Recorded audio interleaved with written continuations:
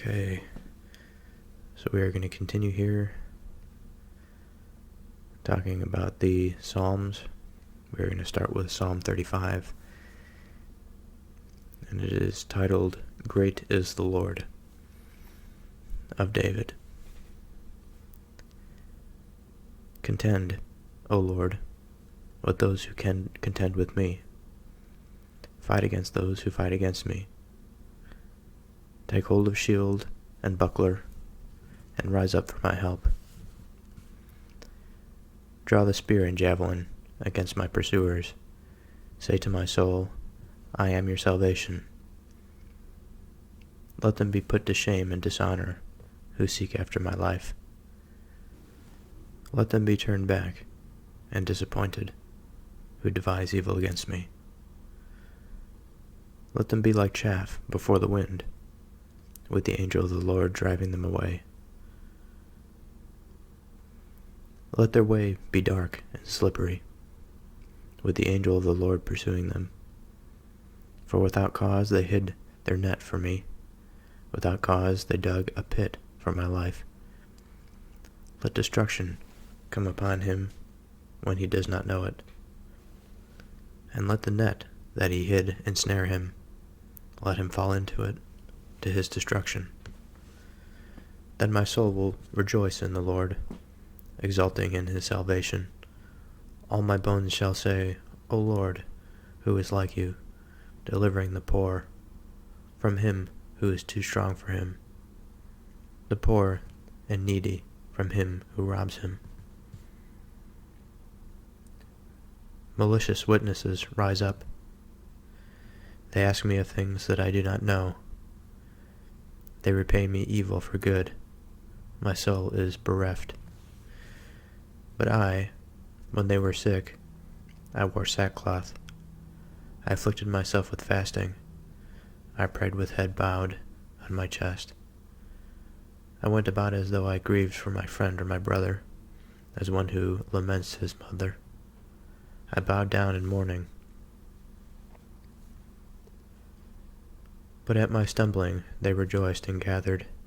They gathered together against me. Wretches, whom I did not know, tore at me without ceasing. Like profane mockers at a feast, they gnashed at me with their teeth. How long, O Lord, will you look on? Rescue me from their destruction, my precious life from the lions.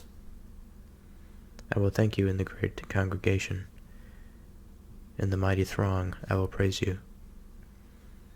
Let not those who rejoice over me, who are wrongfully my foes, and let not those who wink the eye, who hate me without cause. For they do not speak peace, but against those who are quiet in the land.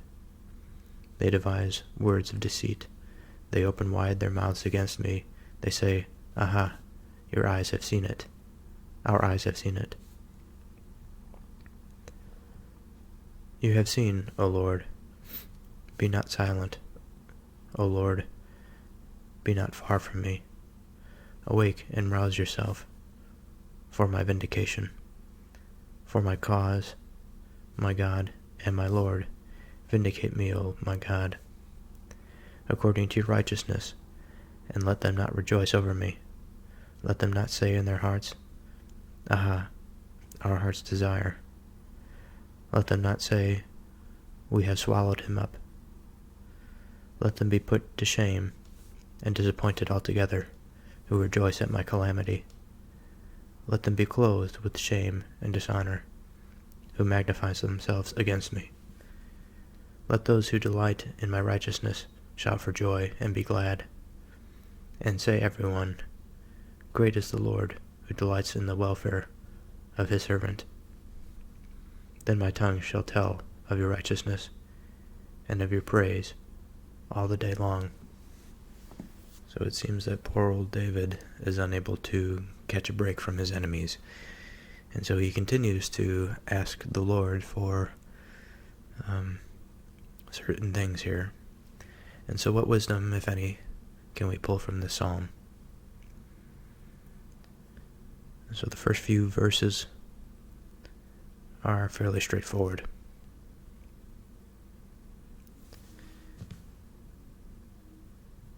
He is calling the Lord to his side, asking him to fight for him against those who fight against him.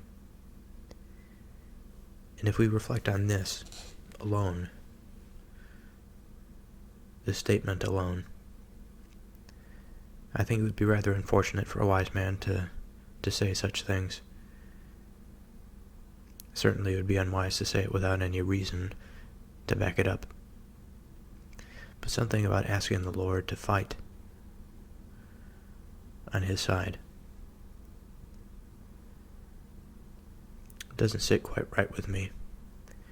But if I was to fully flesh this out, if there was anything positive that I could say about this statement, I would say that if it is to be assumed that the Lord is the Almighty, and that man is subject to him, if man asks the Lord to fight for him or to fight on his side, it is with the understanding of this relationship. It's with the understanding that in order to have the divine grace or the divine support, it is required of him to be of a certain way, to be of a certain moral character, of a certain standing. But without it, it's empty cries. And empty cries, empty prayers, might as well be prayers to the devil or to the fallen angels. Because there is no true directionality to it. It could be an appeal to anything, to any good, any perceived good, without any reason behind it. And so he continues. In verse 3, he says, "Draw the spear and javelin against my pursuers. Say to my soul, I am your salvation." So two interesting phrases there to be put together. Draw the spear and javelin against my pursuers, on one hand, asking the Lord to fight on his side.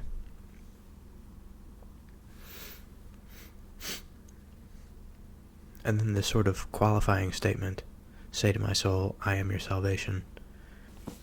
It's possible, entirely possible, that this is an unjust plea, a plea of a man of desperation, and my generous reasoning as to the possibility of where this could come from might not be exactly right.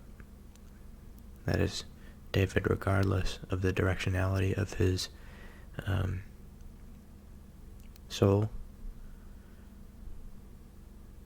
just wants salvation from the Lord. He wants to be delivered from his suffering and nothing more. But of course, salvation is much more than just deliverance.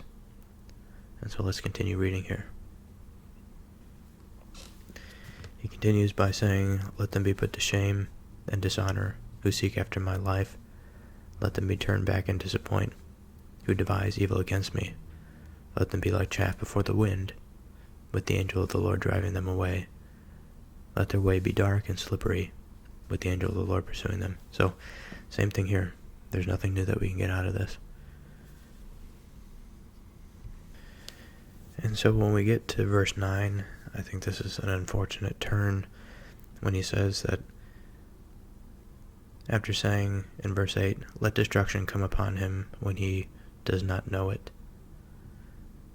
and let the net he hid ensnare him, let him fall into it, to his destruction."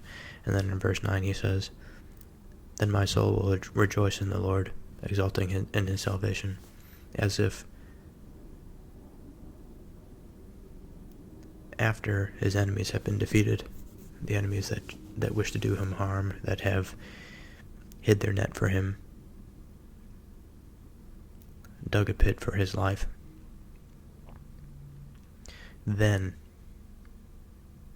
his soul will rejoice in the Lord, exulting in his salvation. But obviously, what is required here is to rejoice in the Lord and exalt in his salvation prior to anything. This must come first.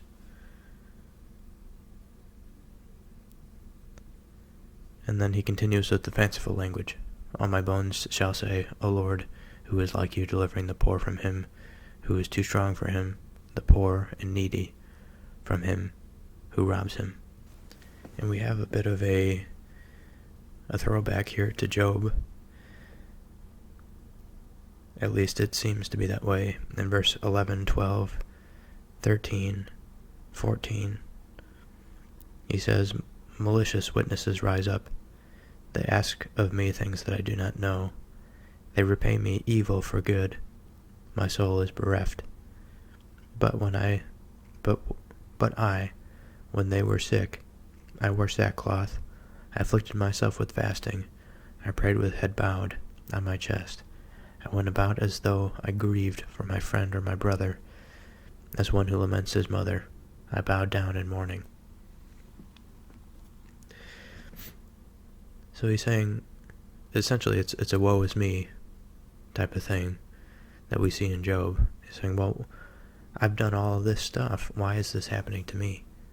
And of course, in the case of Job, Job was a man who had everything, and it was taken from him by, we could call it Satan, or we can just call it the unfortunate circumstances of life.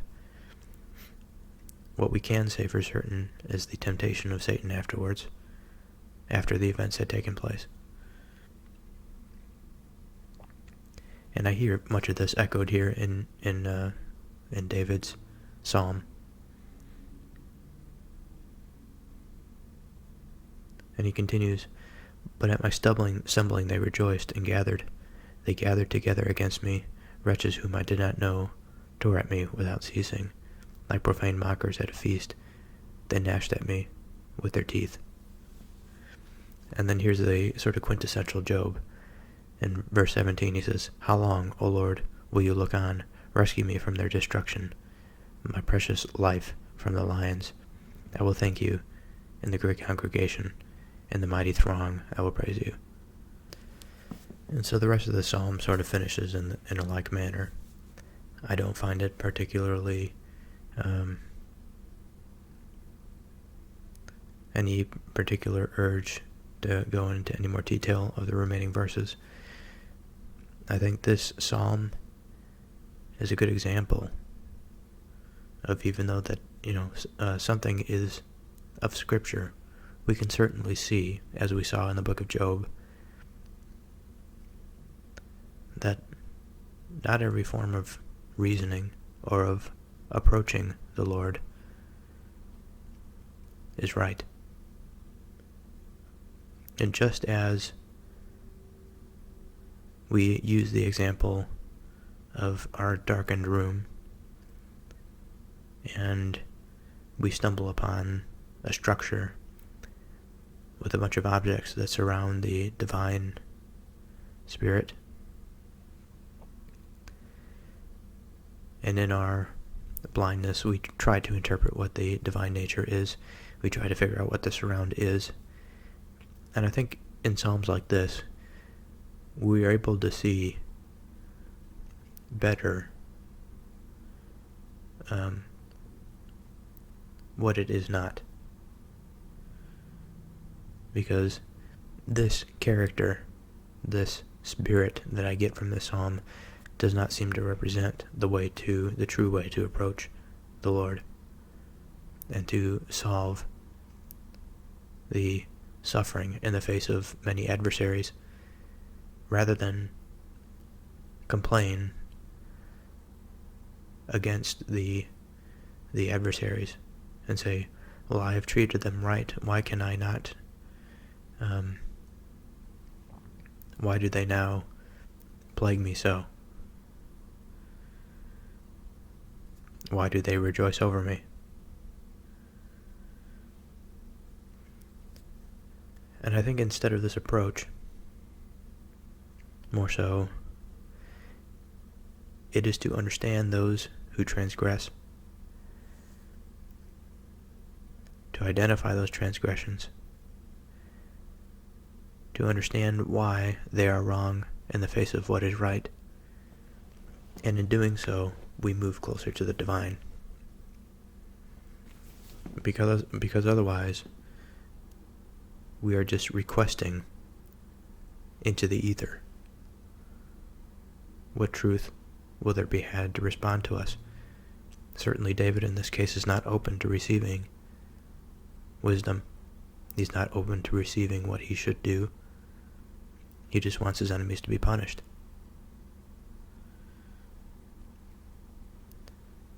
Psalm 36. How precious is your steadfast love. To the choirmaster of David, the servant of the Lord. Transgression speaks to the wicked deep in his heart. There is no fear of God before his eyes, for he flatters himself in his own eyes, that his iniquity cannot be found out and hated. The words of his mouth are trouble and deceit. He has ceased to act wisely and do good. He plots trouble while on his bed. He sets himself in a way that is not good. He does not reject evil. Your steadfast love, O Lord, extends to the heavens, your faithfulness to the clouds. Your righteousness is like the mountains of God. Your judgments are like the great deep. Man and beast you save, O Lord. How precious your steadfast love, O God. The children of mankind take refuge in the shadow of your wings. They feast on the abundance of your house, and you give them drink from the river of your delights. For with you is the fountain of life. In your light do we see light. Oh, continue your steadfast love to those who know you, and your righteousness to the upright of heart. Let not the foot of arrogance come upon me, nor the hand of the wicked drive me away.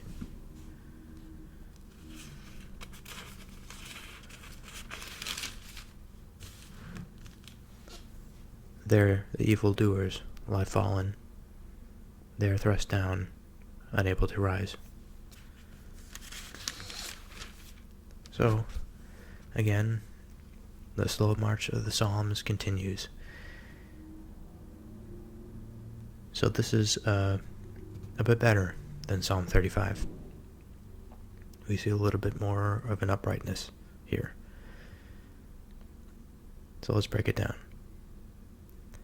Transgression speaks to the wicked deep in his heart.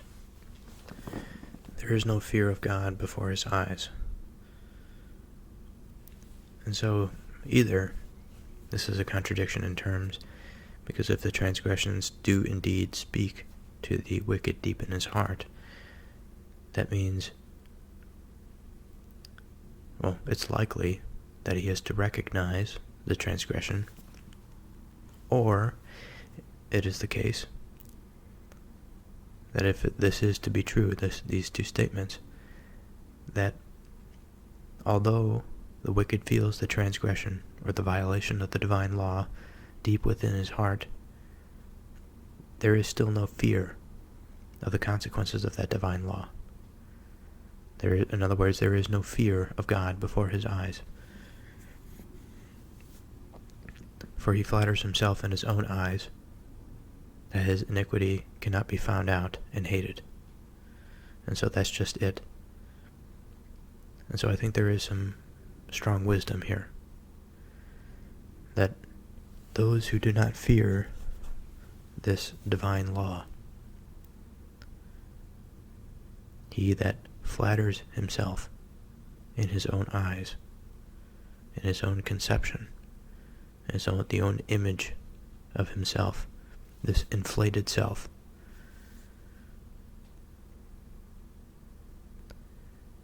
his iniquity cannot be found out and hated, because he's so self-absorbed, he's completely blind to his immoral behavior. And so, of course, when we look back to verse 1, transgression speaks to the mind. Transgression speaks to the wicked deep in his heart. There is no fear of God before his eyes. Now this makes perfect sense. Why that there is no fear of God? Because of his inflation of self blinds him to his own moral failures. And so what we see here is a problem with the individual, a problem with the self, the overinflation of the self, the flattery of the self. And so this flattery,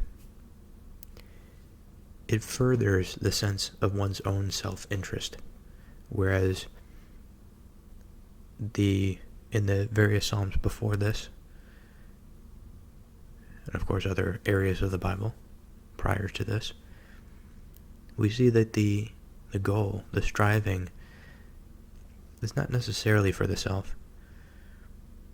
There is freedom of action, there is freedom of will, but this self must be directed towards the divine, towards the divine spirit, towards what is good, towards what is right.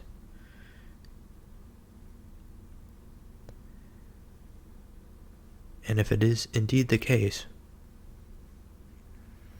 that we are blind to the very nature, to the very divine law that rests within our soul, within nature, then by this path we can be considered wicked.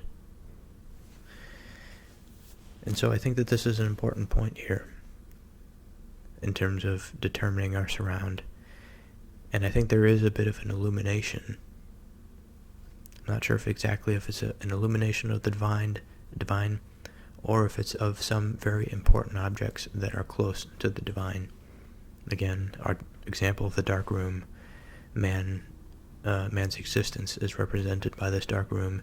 He stumbles around it, feeling around for various objects to interpret what it is, what it means, what purpose they have, what they fulfill. And all these objects, they surround the divine. And I think this one is quite close to the divine. This is quite close to the human heart. This has to do with the very nature of wickedness beyond the reason of man. And yet, in a certain light, it's not beyond human reason at all. And so how can it be that a person who transgresses, and these transgressions lie deep within his heart, and yet he does not fear the Lord, how is it possible? And to go even further, how is it possible for this person to flatter himself in his own eyes that the very transgressions, the iniquities that are within that heart cannot be found out and hated? I think the key thing here is, in verse 1, it says transgression speaks. So there is a voice there. And this is a matter of finding. Because the person that is blind, that cannot hear the voice of the transgression, they cannot find it and they cannot hate it. This is a sort of lost person, a person that's lost in the wilderness. The wilderness of the self, of an improper orientation of what should be higher and what should be lower. Of course, this pride, this self-flattery, this ego, much of this should be shedded or relieved for finer principles. And in light of this, in light of these finer principles, it is possible that the iniquity can be found out and hated. So again, we are moving closer to this divine, but we are still discovering the objects that surround it. The slow march of the biblical teachings. The words of his mouth are troubled and deceit. He has ceased to act wisely and do good. He plots trouble while on his bed. He sets himself in a way that is not good. He does not reject evil. And of course he doesn't reject evil because he doesn't understand what evil is. How can he understand what evil is if he can't even find the iniquity within his own heart and hate it? Although, especially given the circumstance that he can hear it. The transgression speaks to him within his own heart. So again, of course he cannot reject evil. Evil to him may appear as a good. Evil to him, just like his overinflation of the ego, may be in line with this way of thinking. Again, the overinflation of the self.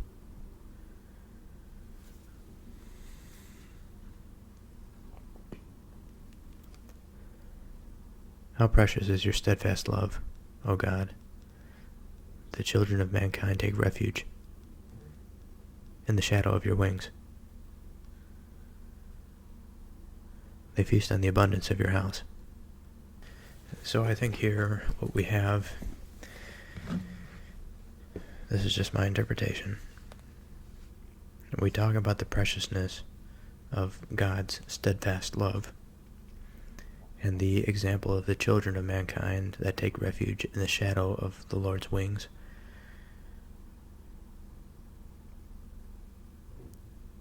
And feasting on the abundance of the house. And he goes on to say similar statements. You give them drink from the river of your delights, for with you is the fountain of life. In your light do we see light. So in here lies not the explicit answer to the predicament or the paradox above. That is, if the blind man has never seen, and he cannot see his blindness, then how is it that he can conceive of achieving vision and of sight? And so I think this description here of the children beneath the wings is a description of the upper register, a pushing of the heavenly principle, pushing of the ceiling of our vertical understanding of reality, that is the the higher aspects of our experience, comprising more the heavenly principle, the top of this vertical hierarchy, and the below, which is more of the earthly principle, the material, and in the modern day, our material reductionist frame, in order to find the simplest of principles from which to interpret our material reality. Again, very important to our material prosperity, but all of this verticality comprises our experience. And without the upper register, how is it that mankind can feast on the abundance of God's house? How is it that they can drink from the river of his delights? And how is it that they can drink from the fountain of life? And how is it that they can see the light of the Lord if they do not expand this boundary? Almost like the original Willy Wonka and the Chocolate Factory movie, when they are going up in the elevator and it's going so fast that it's approaching the ceiling. And the kid is obviously very frightened because he believes that if the elevator is going to hit the ceiling at that speed, that they will both surely die. And yet the elevator moves up and through the ceiling, and they are above, flying above, and they are looking below, and it's a glorious sight to see.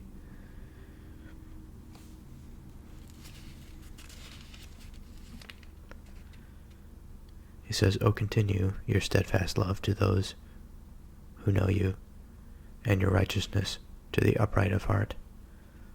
Let not the foot of arrogance come upon me, nor the hand of the wicked drive me away." Okay, so verse 11. I think that this is telling. I think this provides us some solace to the Psalm 35. When he says, "Let not the foot of arrogance come upon me," and he says, "nor the hand of the wicked drive me away," this sounds like it could be in reference to Psalm 35. It's probably not explicitly, but it is in reference to the type of behavior that I think leads to the type of appeal to the Lord that we see in Psalm 35. That is the appeal of, the woe is me. Why is this happening to me? Relieve me of this. I've done all that's right. Why is this still happening to me? Why do people still wish me harm? Get rid of them from me. Be my spear or whatever.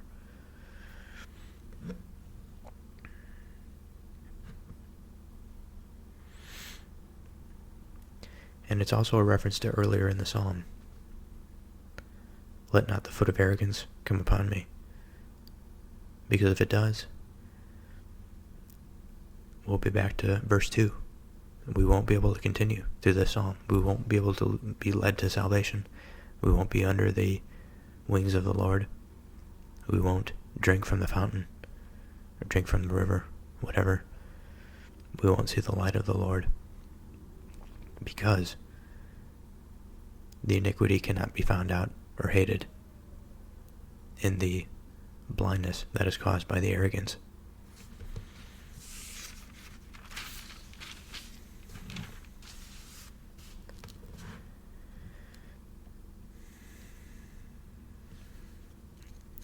And Psalm 12 is sort of the cherry on top.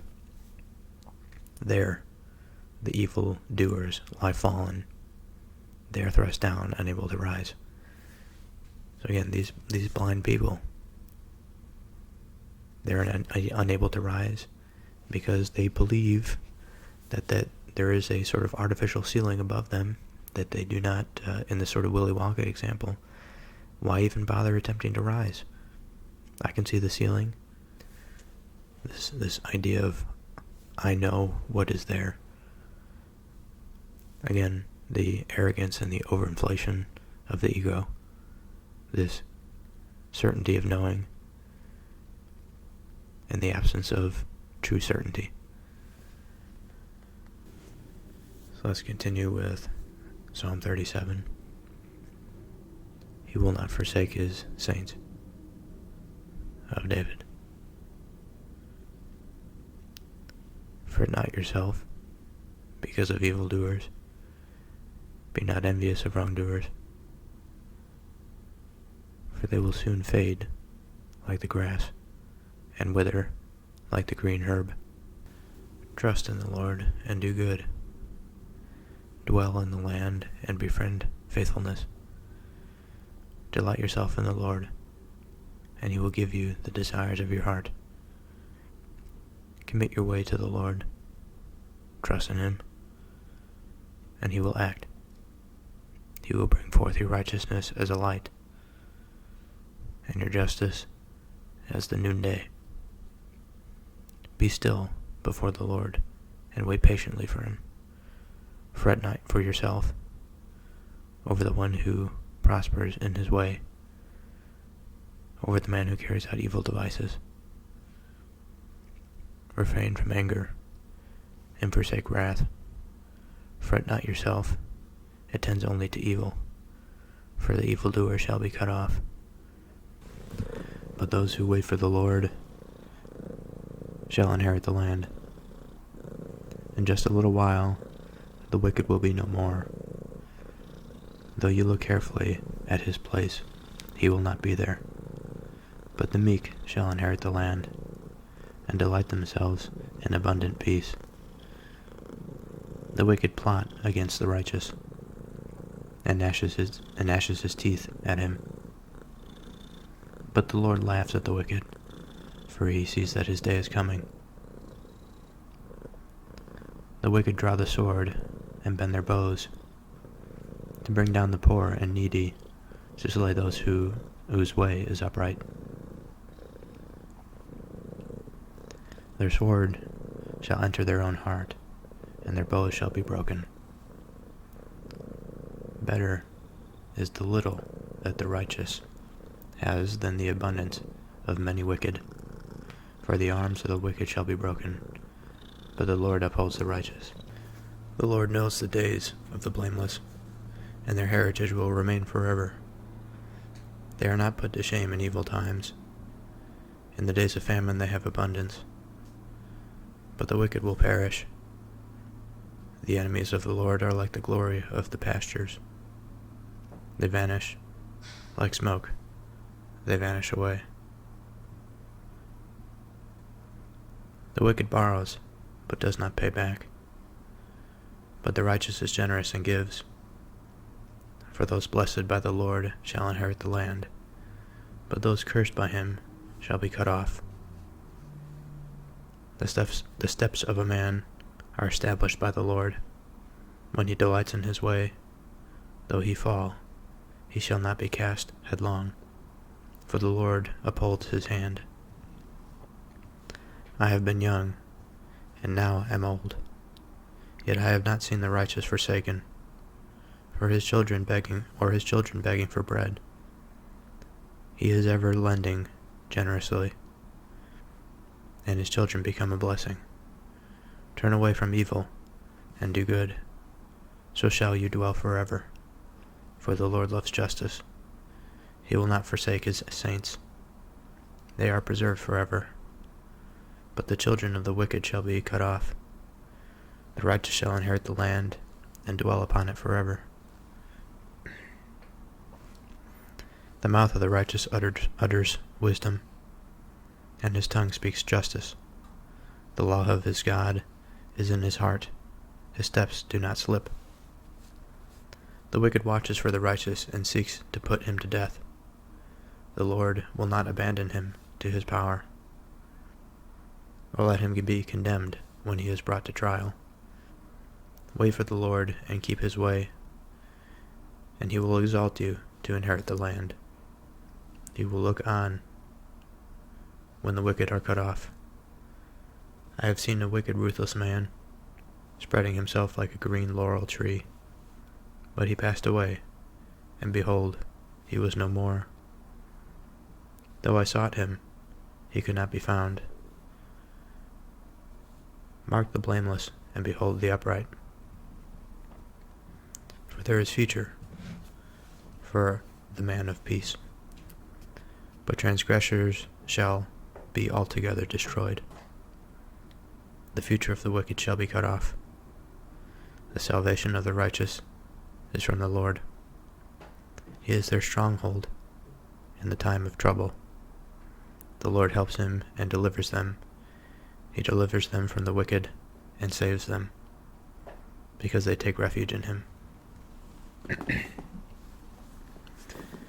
So quite an interesting psalm, Psalm 37. It seems as though we have taken another major step in terms of our learning of what is the nature of righteousness of a person that follows God, and the distinction between that and the wicked. So let's get into it. So right from the get-go, in verse 1, I think there's some wisdom here, in verse 1 and verse 2. Fret not yourself because of evildoers. be not envious of wrongdoers, for they will soon fade like the grass and wither like the green herb. So if we are for a moment to pause and to consider the true experience of the grass and the green herb. Again, this is phenomenological. This is how we observe things to be in our life. We all have a conception of how plant matter can grow and decay. It's very cyclical in nature. It's not permanent. It's not stable. Now we can take the analogy farther, perhaps farther than the analogy should be taken, but the main point here is that the evildoers, the wrongdoers, are not permanent. Their existence, their families, their offspring, they do not last long, and they are akin to the cyclical nature of the things that we observe around us, of the grass and of the green herb. I suppose we can also make the counter argument and say, well, perhaps the green herb, it must be replanted in order for it to grow.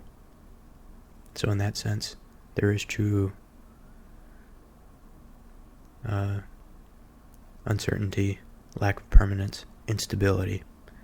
But in the case of grass, it comes back every year. We don't expect that just as we go into winter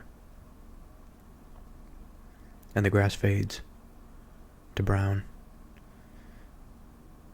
that when the spring and summer arises, that grass will not return. We expect it to return. And so the wicked in this way are always sort of expected to return. However, those that are not wicked, those that do not do evil, are permanent. They last through the seasons. There's a continuity. There is a growth of culture. Because you can imagine, upon a death and a rebirth, without any tethering, there can be no real growth in terms of mankind, and civilization. It's just this constant cutting down, this constant striving only to fail due to their very nature, destined to a particular lot in life, unable to grow beyond a certain degree and achieve certain heights.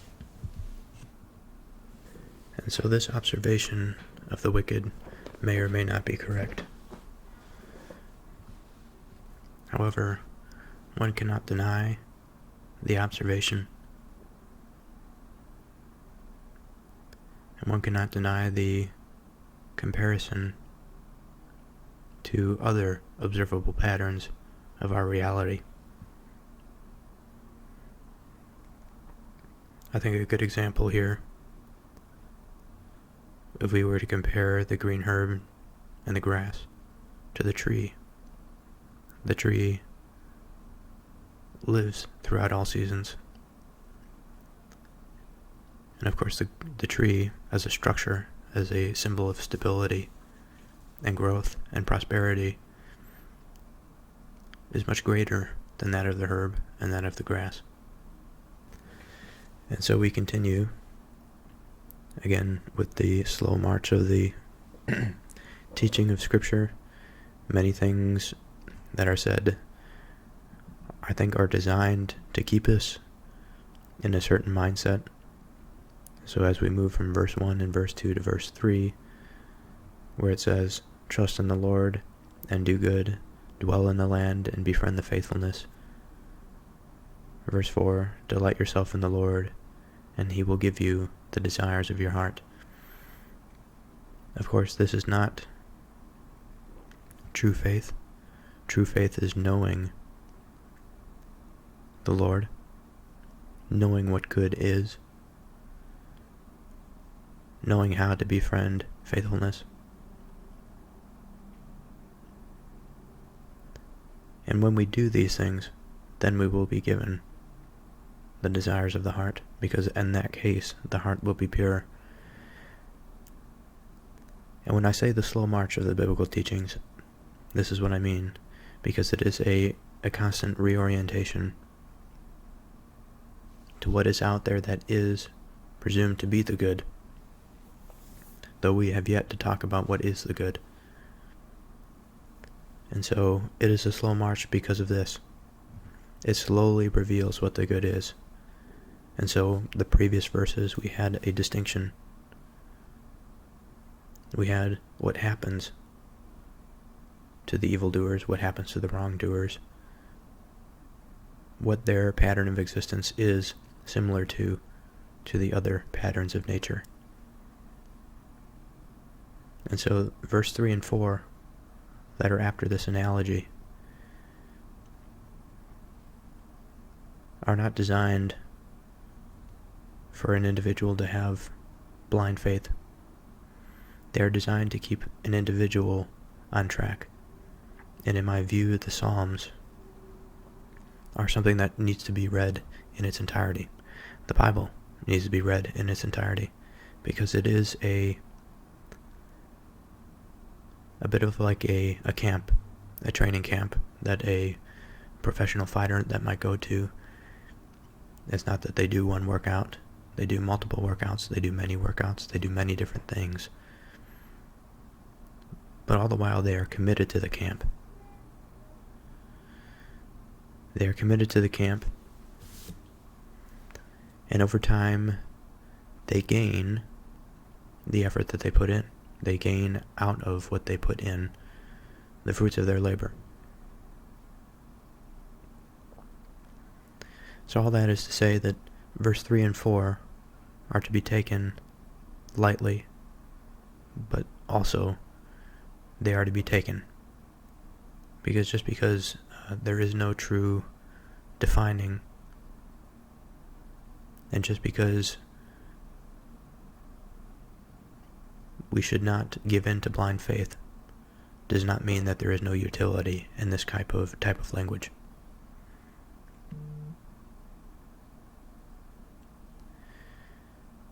So to continue here with verse 5, commit your way to the Lord, trust in him, and he will act.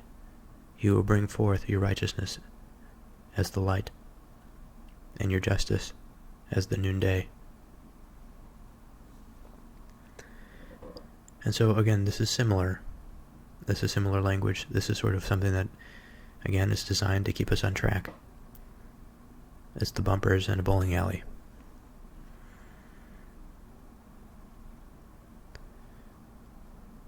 It doesn't guarantee us a strike, but it does give us direction, a relative direction.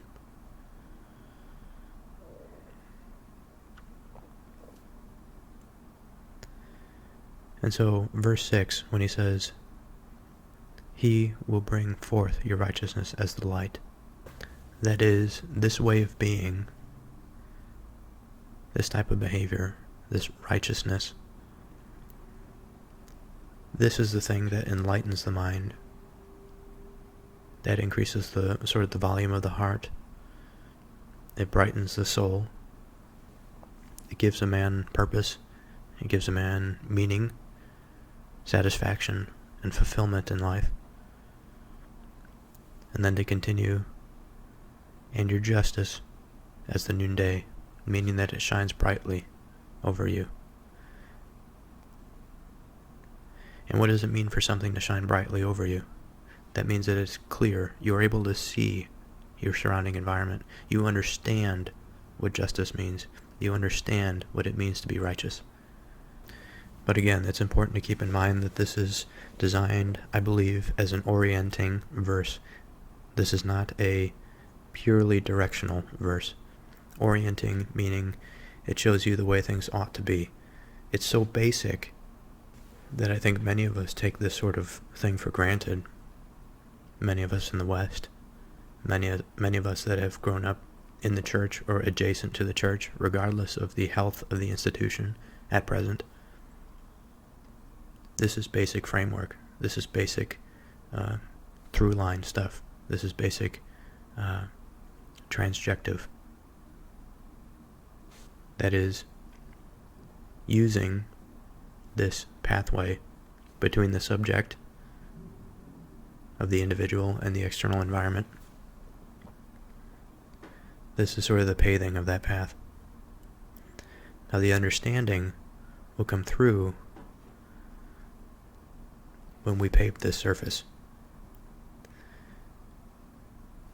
And I'll say it one more time because I'm getting tired of myself saying it, but there will be a time where we explicitly discuss, whether it's in the biblical scripture or if it's through the other gifts that we've been given from the ancient world, whether it be the writings of Plato, to the words of Socrates, we will get there, and we will brighten up that mind. We will enliven the soul, and we will find purpose, and we will find meaning.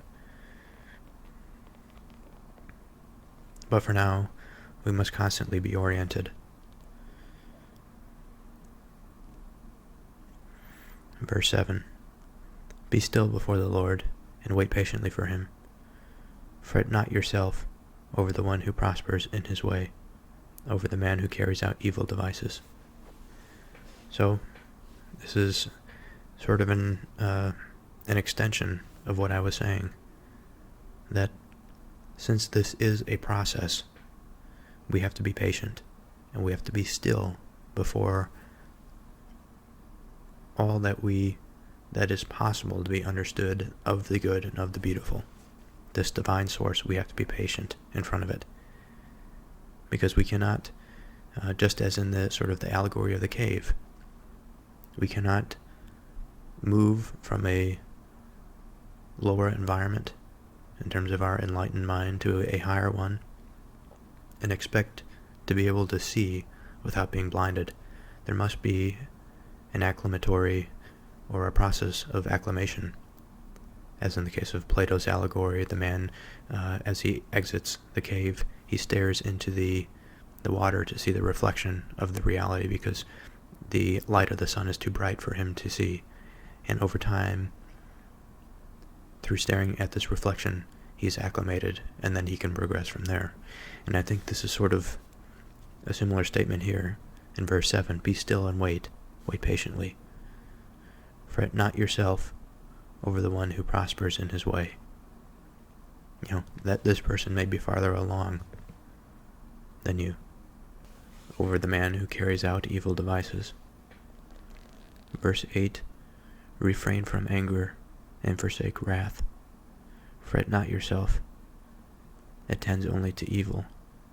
For the evildoers shall be cut off, but those who wait for the Lord shall inherit the land. And I think this verse has some of the divine in it. And if we are to return again to the example of the darkened room that man has thrown himself into, this sort of perennial example of this darkened room, this darkened understanding of the higher nature of the heavenly principle, dancing around this divine source, we stumble over the various objects that are placed in front of it that are designed to help us better interpret it. Unfortunately, they are also surrounded in darkness, and we must discover them. But I believe in verse 7 here, or rather verse 8,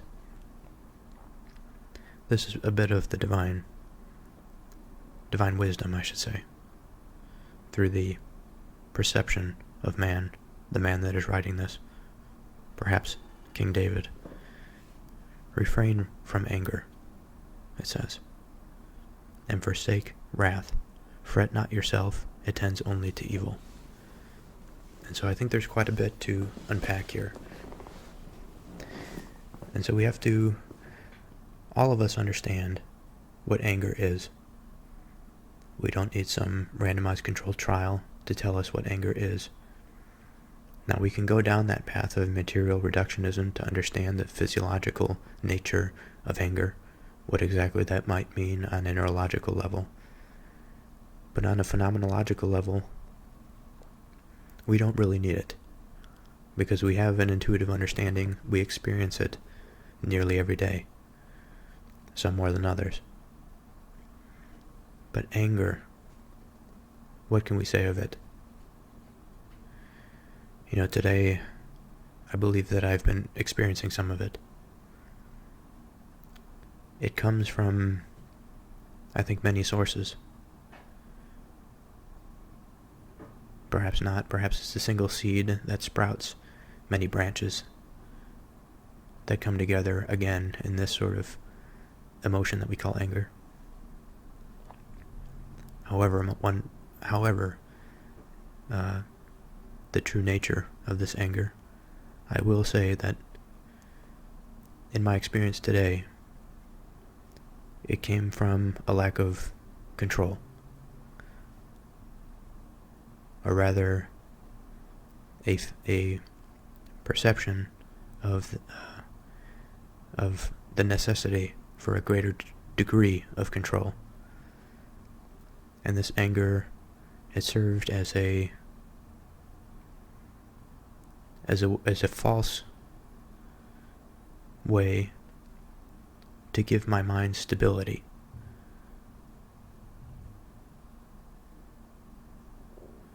And to not truly seek understanding, but to arbitrarily reject things in such a manner that was void of consideration, that did not consider the feelings of others,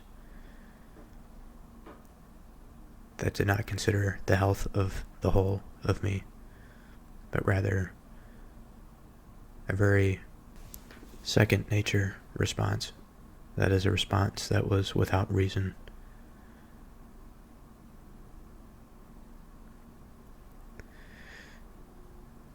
And what can we say of wrath and its distinction between anger? Now, wrath, I would say, is more intense in its nature. It could be characterized by a desire for revenge or distribution or retribution.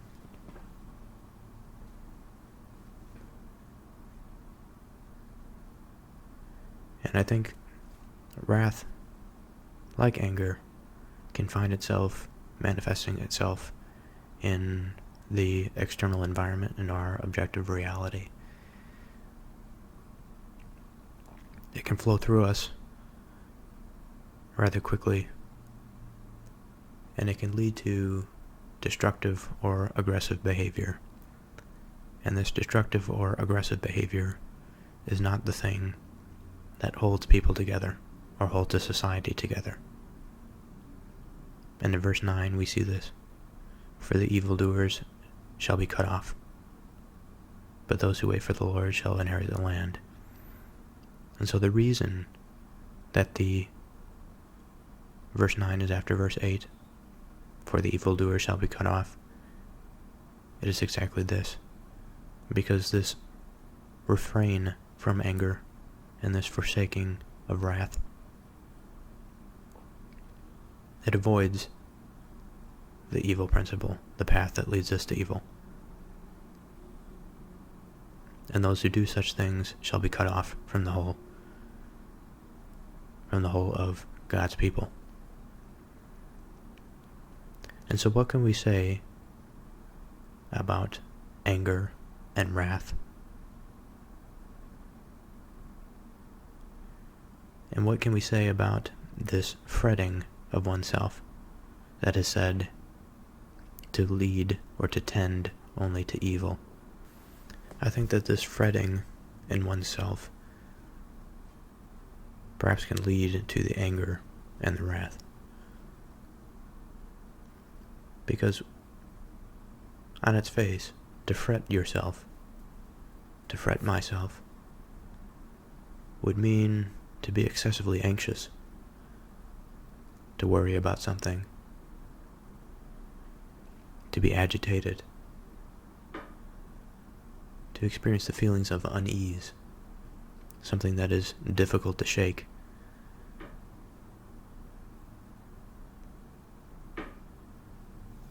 And this fretting causes anxiety, it causes stress, it causes insecurity, inadequacy, it causes instability, in other words. Whereas in my mind, I understand that the Lord as a symbol, God as a symbol, is the opposite of this. It is the opposite of this security. It is the opposite of this inadequacy. Now, it doesn't mean that faith in God will absolutely liberate me from not knowing. But what it should liberate one from is the sense of, again, anxiety, the fretting in oneself that leads to this insecurity, that can lead to anger due to a lack of control, the lack of knowing. And this perversion of mind, I think, can prevent one from the type of patience that is required for deeper understanding.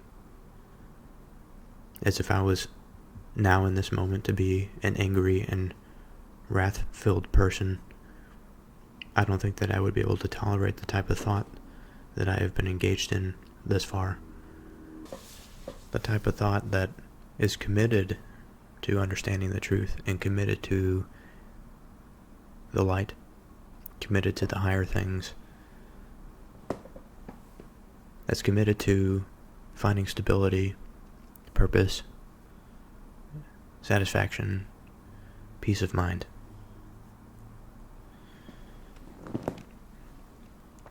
So it is no wonder that those who are excessively anxious, agitated, those that are led to anger and wrath, are led to evil. Because in this sense, evil is the perversion of the very process by which one is able to maintain their composure enough to find the answer to the problems that plague them, to find the solutions to the anxieties that confront them, to the stresses that confront them. And in some sense, in this way, evil, at least in part, is a perversion of one's attention, the perversion of one's attention towards the higher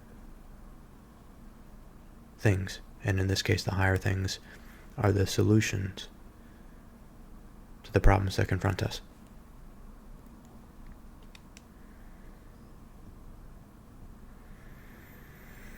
And so again, to return to the point, it is no surprise that those who are unable to temper themselves are the ones that are to be cast out of this society, the society that is committed to God.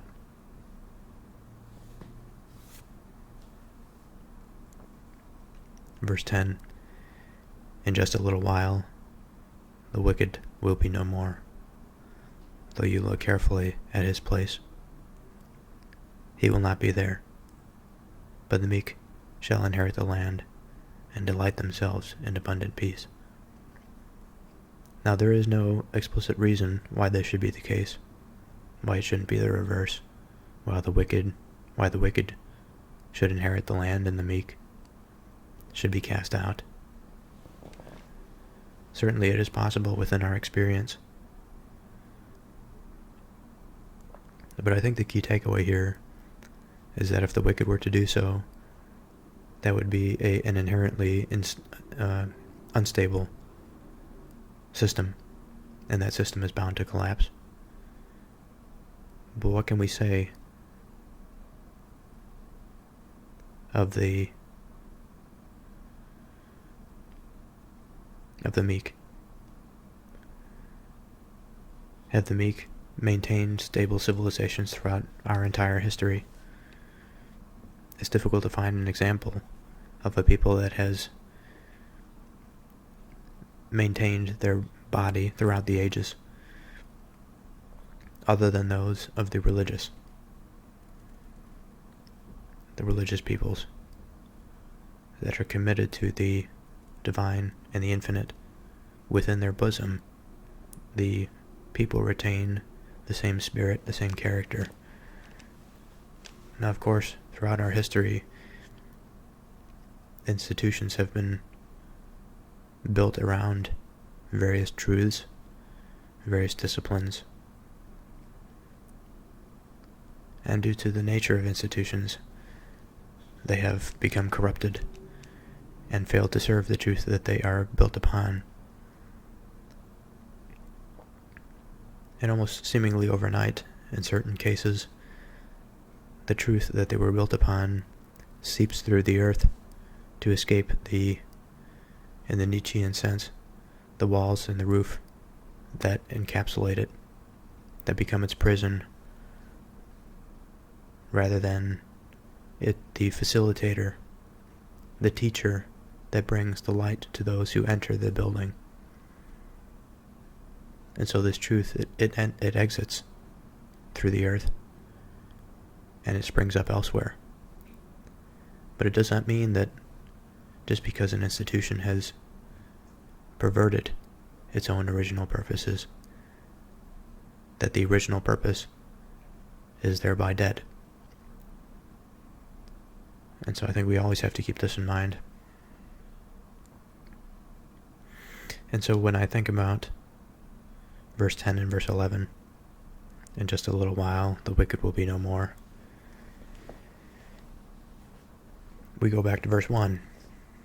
Verse 2, fret not yourself because of evildoers. Be not envious of wrongdoers, for they will soon fade like the grass and wither like the green herb. The institutions that are not equipped to maintaining the truth, the institutions that pervert themselves to such a degree they may maintain power for a very long time. They may have a very strong grip because of their understanding of the truth. It increases their grip, and thereby increases the time for which they're able to hold on to it. But this little perversion is antagonistic to their aims. Eventually it'll release that grip. The truth will be liberated once more. We see this in the case of the American Revolution, an interesting time in history in which the spirit of liberty made itself known to a body of men, of course Christian in their character, but also wishing to unite under a national banner. Under the spirit of liberty, so that the institution of the government and of the nation was able to adapt, move, become a fluid body, a fluid structure, to prevent the cases of arbitrary power, whether it be religious or secular.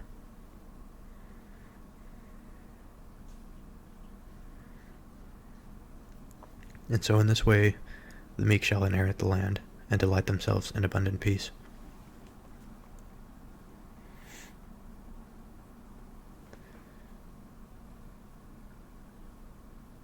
But it is within our prerogative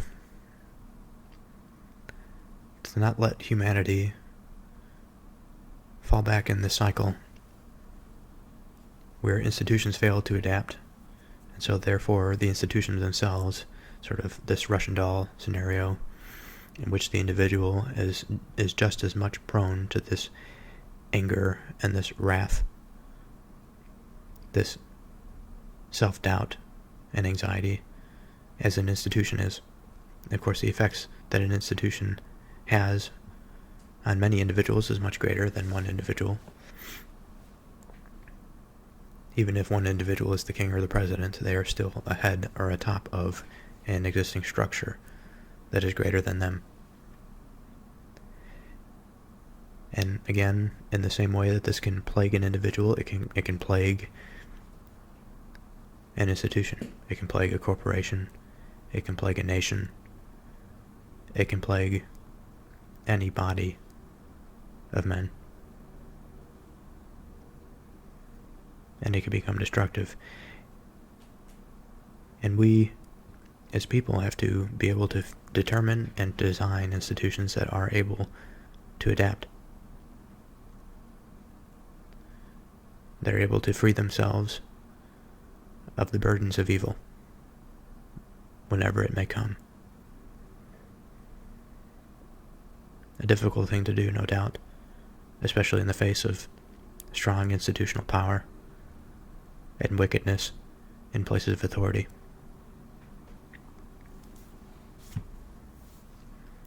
Verse 12. The wicked plots against the righteous, and gnashes his teeth at him. But the Lord laughs at the wicked, for he sees that his day is coming. A bit of a follow-up verse to the previous. Again, paving this road that is the transjective, the material of which is found in select verses.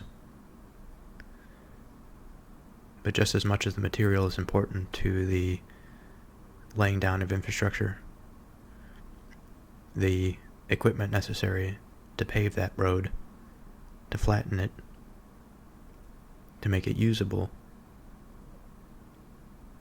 as a road for people to walk on or to cars to travel down, both are necessary.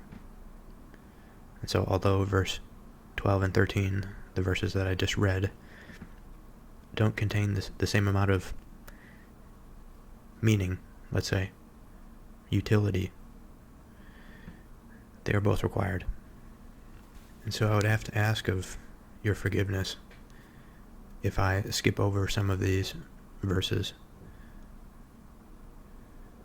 because even though that I am engaged in this process, I cannot lift the entirety of this process into this microphone. There is a responsibility of the individual to return to the Psalms and do their own work. And this goes to myself if I choose to re-listen to this. You must yourself return to the Psalms, because there is no possible way that you can complete what the work that they have done in that book here on this podcast.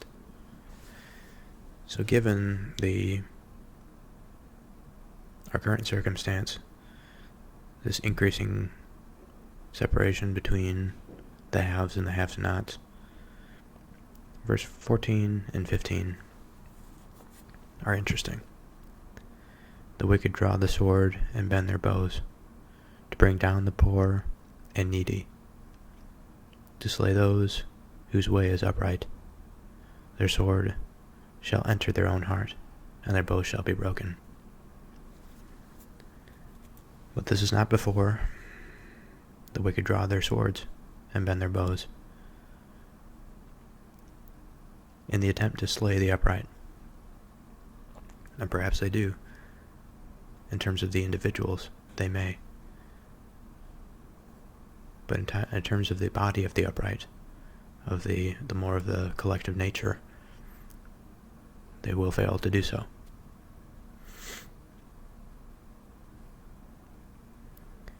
And in this sort of type of thinking, we have to wonder when the conflict will arise, because certainly it is on the horizon. Wickedness in our society today is at an all-time high.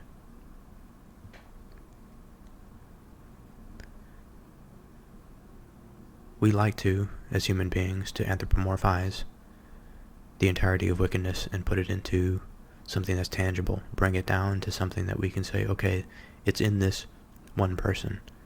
It is within this one group. But unfortunately, much like a cancer, various areas of the body may be infected or diseased more than others. Intervention in one area may be required in more than another. But the point is that the entirety of it has these small bits, these small particulates of infection that need to be purged from it.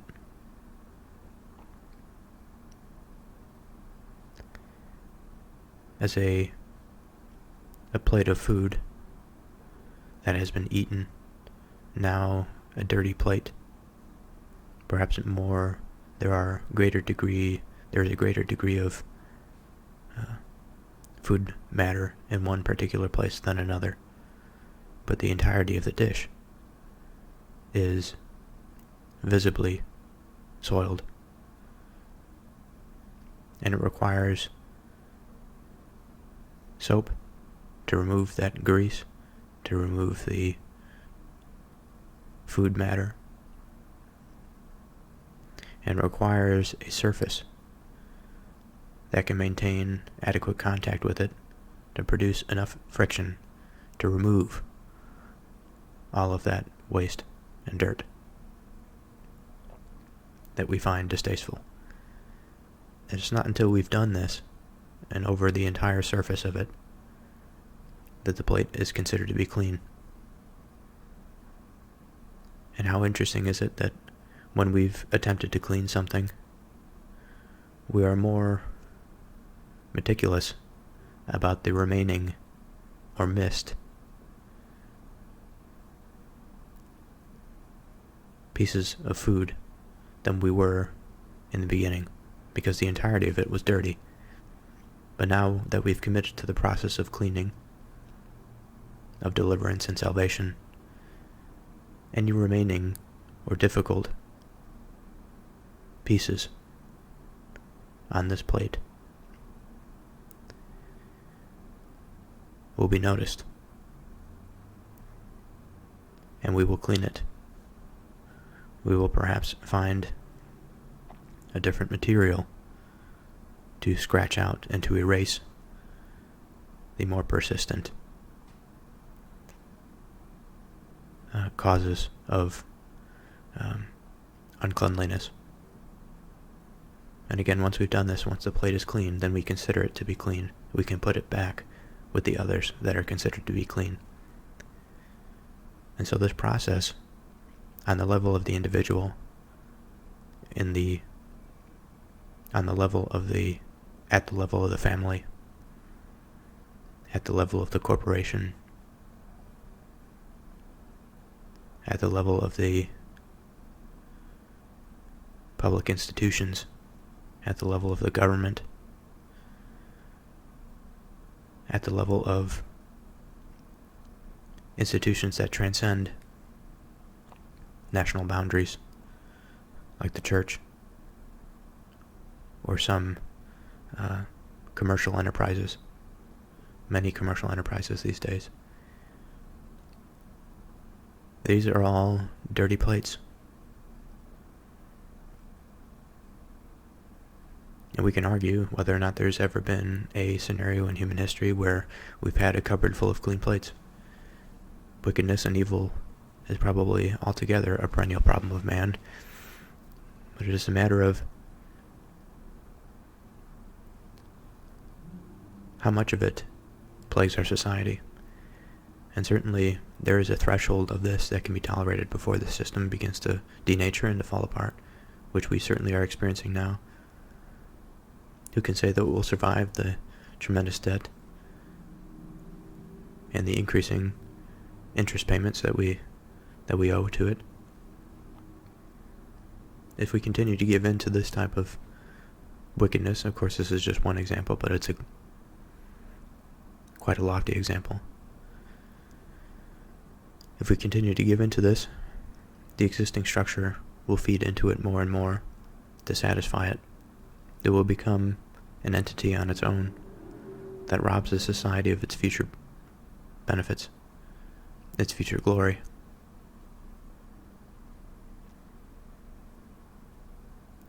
But their sword shall enter their own heart, and their bows shall be broken.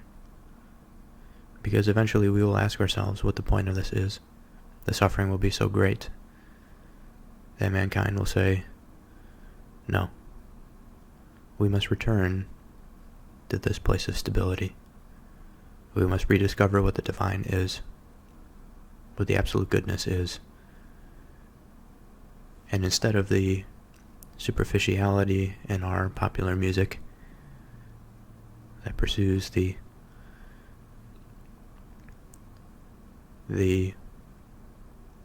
limbic hook, the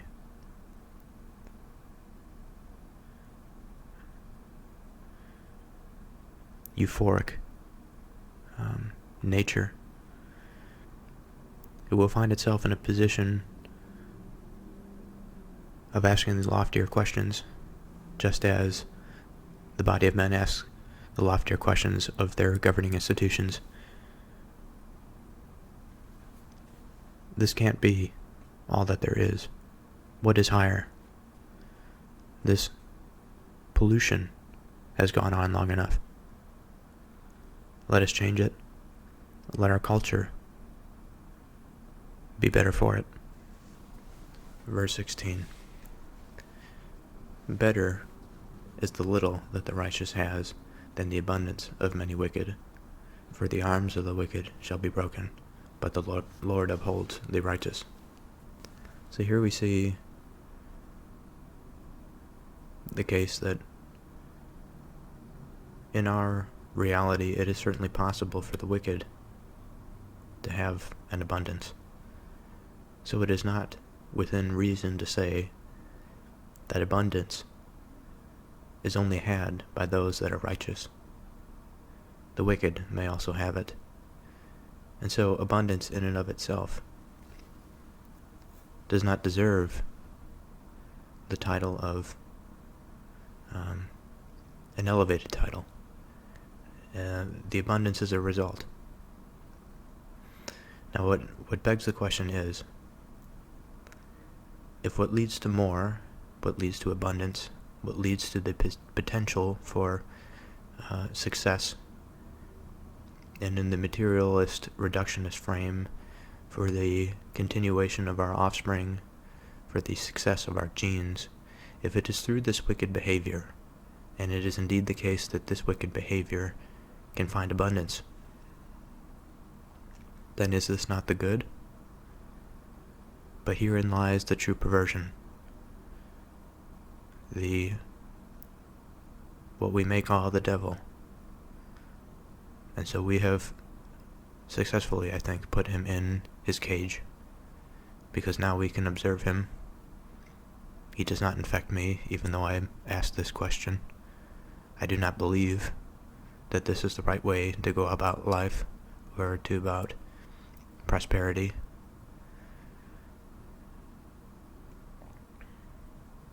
And why is it? We have just seen the reason that can lead us to the inversion of the true good.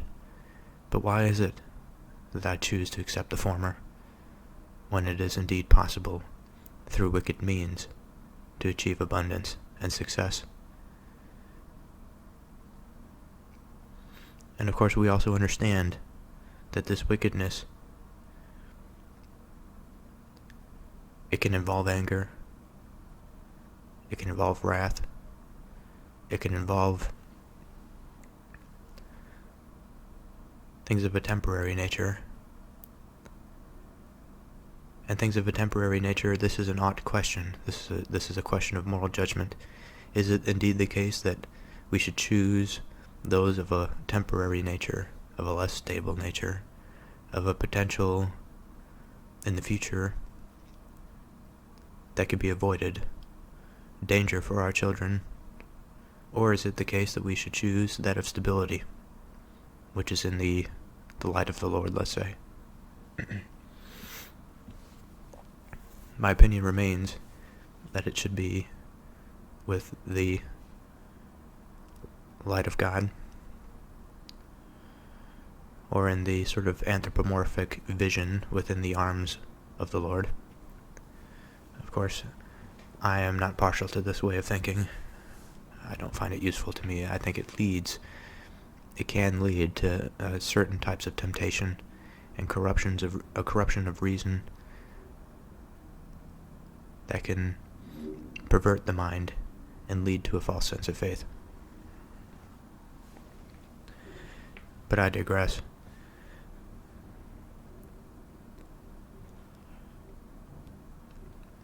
Better is the little that the righteous has than the abundance of many wicked.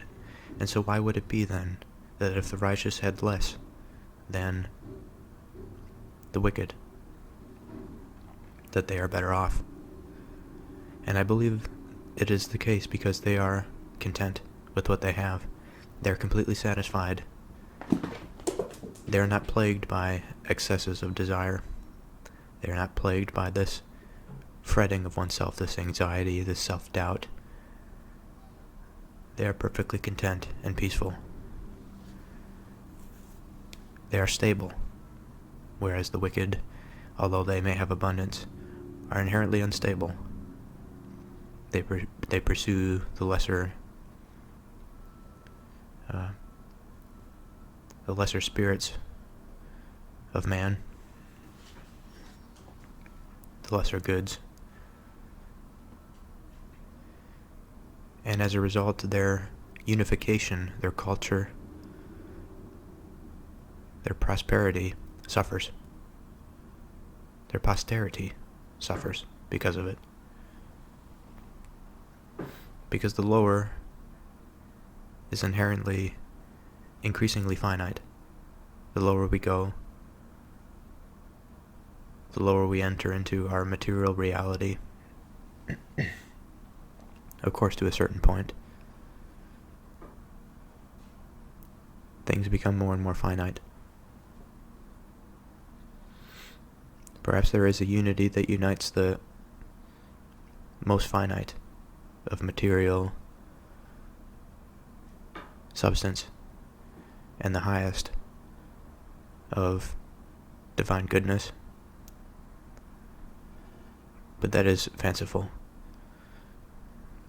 at this point, and we shall not go there. And so in verse 18 we see that the divine goodness knows or understands or makes intelligible the possibility and sees the conditions for which the blameless will remain forever. They will achieve immortality, in a sense. And I maintain that the mortality of the individual is inevitable, but the immortality of the soul and of a body of people is certainly possible. Now, what that means for the materialist argument of the heat death of the universe, I don't know. But there are larger questions that remain unanswered before we even approach the end of the universe. Certainly the end of the universe may not truly be the end of us. There are many unanswered questions in that realm. Again, it's too far in the distance for our purposes here.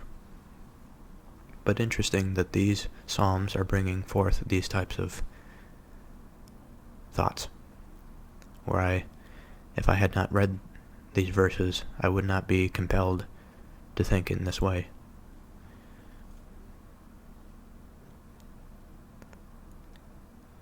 They, referring to the blameless, are not put to shame in evil times. In the days of famine, they have abundance. And I think here it's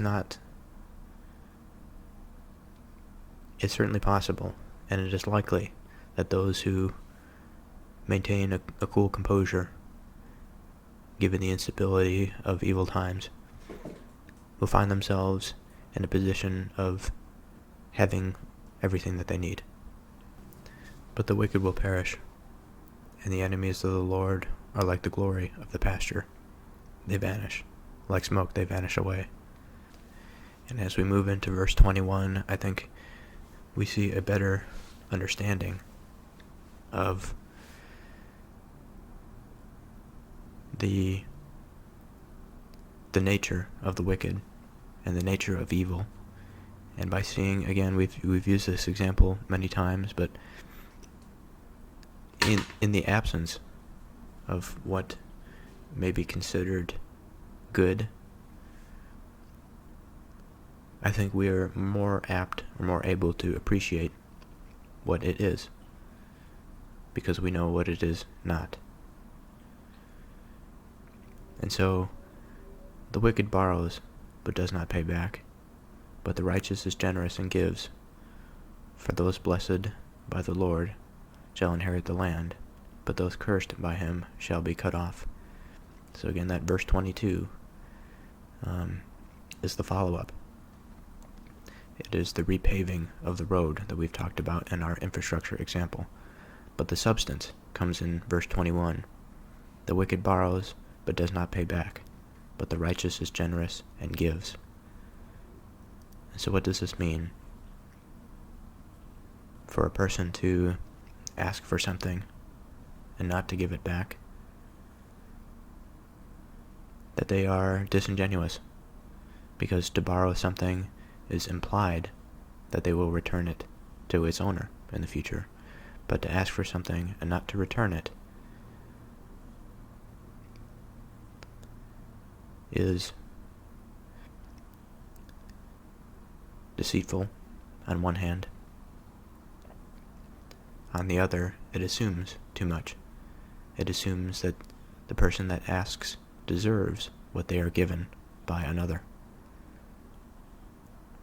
Again, we've talked many times about the types of prayer that are involved with asking, and not for asking for things rather than asking how to receive what has already been given.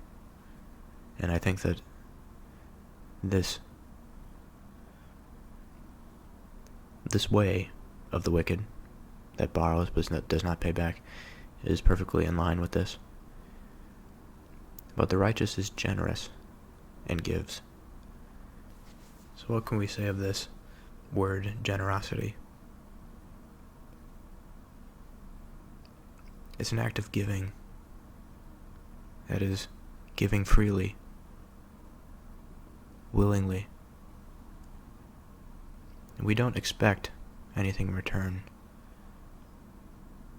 when we do this, when we express generosity. And its motivations are wound up in the good, in the sense that we do it because we want to improve others' conditions, to make a positive difference in the world. I think an important quality of this virtue of generosity is that of selflessness. And selflessness is something that is seen often in Christian thought, as if there were something within the self that's almost inherent in the nature of man if left to his own devices. This thing that, if not tempered, like a lawn covered in grass, if it is not mowed, it would grow out of control. The self is similar in this way, that it has a tendency to grow in any particular direction, but it is not really directed, and it requires another part of us, perhaps the soul, to direct it. It requires the ability of thought and what can be perceived in terms of our thinking that leads us to the direction and the maintenance of the self. And so generosity is one of these things, is one of these elevated virtues, I think, that requires us to undergo this process of self-control and to shave off the pieces of the self that would otherwise prevent us from giving willingly and freely to improve the conditions of others. And here we see clearly the part of the divine nature in this darkened room. And how glorious is it to see this thing that we have otherwise been blind to in our natural state without education. Generosity is a quality, is a virtue of mankind that leads to righteousness, that leads to uprightness, that it is something that is right. It is a good in and of itself because of its inherent uplifting quality. Verse 23. The steps of a man are established by the Lord. When he delights in his way, though he fall, he shall not be cast headlong, for the Lord upholds his hand. And so, another interesting statement here. The steps of a man are established by the Lord, which would seem to be sort of a direct observation of the divine. That the divine knows the steps that man is to take. They are established. Of course, man has free will. In the example of C.S. Lewis, it is like if God is to be outside of the universe, the divine nature is to be outside of the universe, the creator of the universe. This force observes the creation as though one may observe a line that one has drawn on the page. You can see the totality of that line. That line may represent a linear time, and within that space lies the seemingly endless possibilities for individual action, individual decision making, and every individual at any time. And the freedom of will that exists here is not negated by the fact that the divine may know or may have seen all possible outcomes. The freedom of will comes in when man chooses one of them for himself. And so the ability for man to take these steps, which are established by the Lord, are dependent upon him to choose the direction of those steps. You know, I have to wonder, as in the case of verse 25, I have been young, and now am old, yet I have not seen the righteous forsaken, or his children begging for bread. He is ever lending generously, and his children become a blessing. I can't help but wonder, just as in the comparison to that of political philosophy, that of those who hold the opinion that, or rather, perhaps hold on to the proverbial sinking ship of a particular political philosophy when times change. What can be said of those who make the statement that we cannot judge the past and its implementation of communism because it was never truly tried? We cannot judge the liberal tradition because it was never truly tried. It was never truly regulated the way it should have been regulated, implemented the way it should have been implemented. Man's relationship with the institutions of corporate institutions and government's relationship with them was never properly oriented. And there's no shortage of these arguments. And in verse 25, I have been young and now I'm old, yet I have not seen the righteous forsaken. Of course, this does imply that he has seen a righteous person.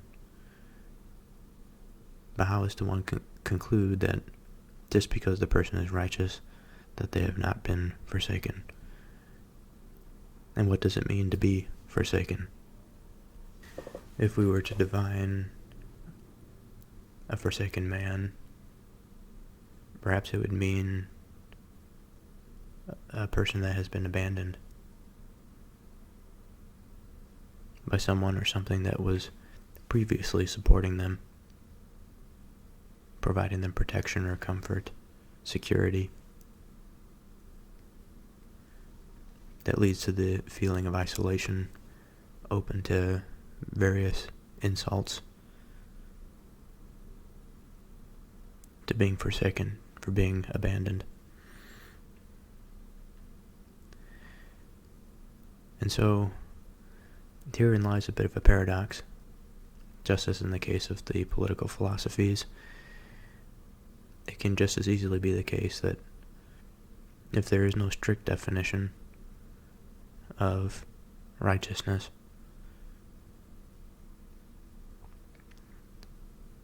then we can continually imagine, given the parameters here by verse 25, that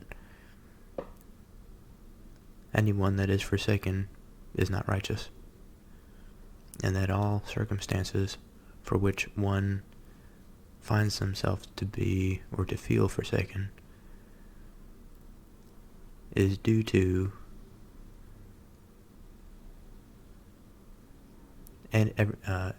their lack of righteousness, and nothing to do with the circumstances that surround their life that they cannot control. And so this is something, a bit of a difficulty for me to work through. Again, I think this is along the lines of things we've been struggling with before thus far in the Psalms, which is at times the failure, but also perhaps failure is not quite right, because we understand that this is a slow process of education. In the Platonic sense, in the allegory of the cave, there needs to be a process of acclimation to a new sense of enlightenment. And we can't achieve that all at once. But it is frustrating at times, like now, when we desire a true definition for righteousness, and we do not have it. We are left open. And in one sense, this openness is a good thing, because it allows us to explore rationally. In another sense, it's bad, because I think it could lead to a false faith, a leap in reason from one thing to another, to connect two statements together without a logical through line. And this is dangerous. And this is something that I reject.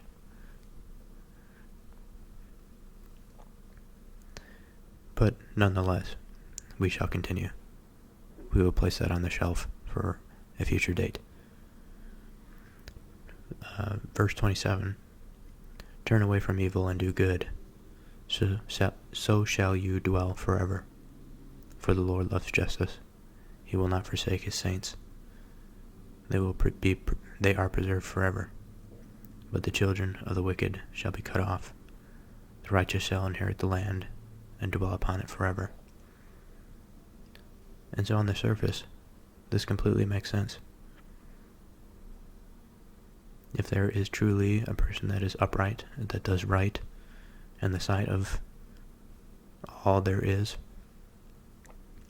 that is perfectly in line with the truth, they will be able to effectively make decisions every step of the way, thereby avoiding the unfortunate calamities of life.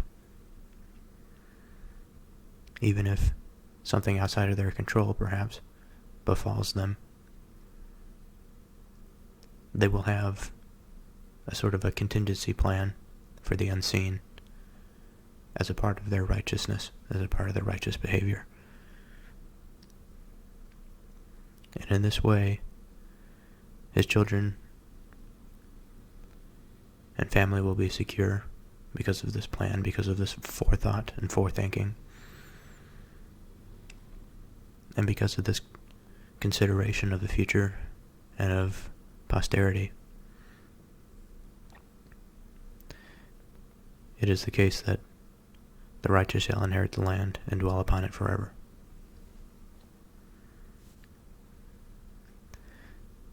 The mouth of the righteous utters wisdom, and his tongue speaks justice. The law of his God is in his heart. His steps do not slip. The wicked watches for the righteous and seeks to put him to death. The Lord will not abandon him to his power, or let him be condemned when he is brought to trial. And so, again, more of the familiar language here. The person that is most upright, or that has a strong moral sense, that is able to formulate their virtues and incorporate them into their life honestly and truthfully. The person that understands the difference between right and wrong, and the nature of right and the nature of wrong. The mouth of this person utters wisdom. Verse 35 and 36. I have seen a wicked, ruthless man spreading himself like a green laurel tree, but he passed away, and behold, he was no more.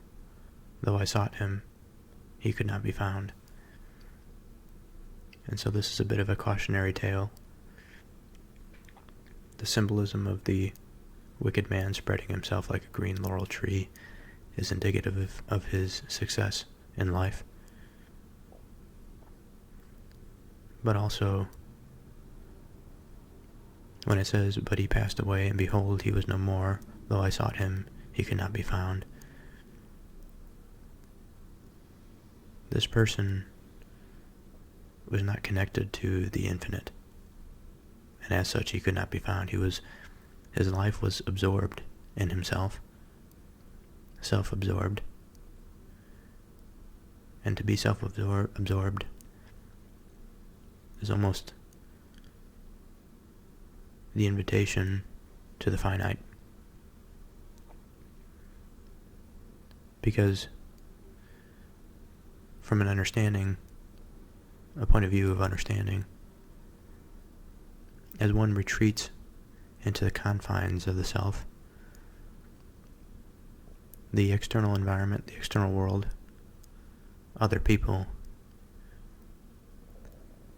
their meaning, their view from the point of view of the subject begins to become dull, dim, darkened, and it has the opposite effect of enlightenment.